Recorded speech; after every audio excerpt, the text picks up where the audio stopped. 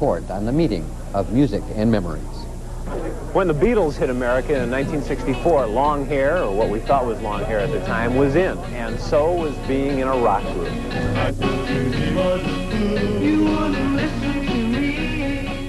The Beatles really clinched it for me. The Ventures were the ones that really got me started. I mean, see these guys with these slinky Telecasters, all matching suits, doing the steps.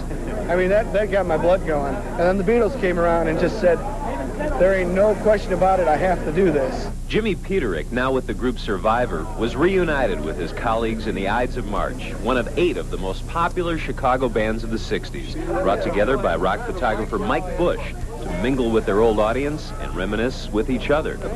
I was on the bus. Were we in the blue bus? We were in the blue bus? The bus, we took planes stuff to Canada, we went to Toronto. Frightening.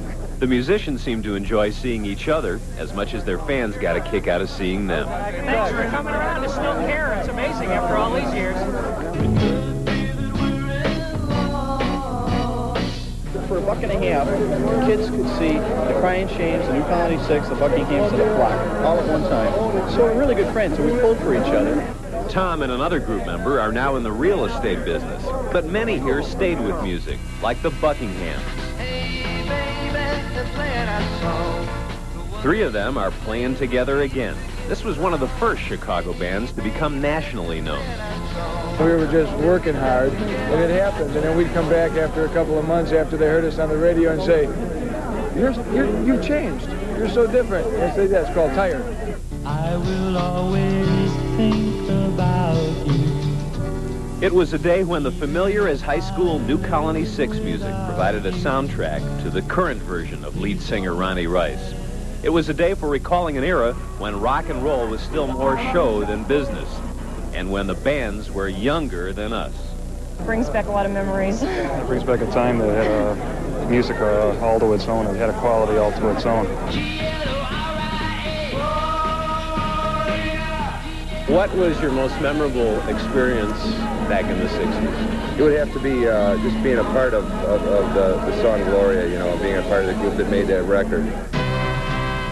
What are you most proud of from that whole era? Well, I guess that we had the ability to get a lot of national exposure. When I was about 22, 23 when we had Bend Me, Shape Me.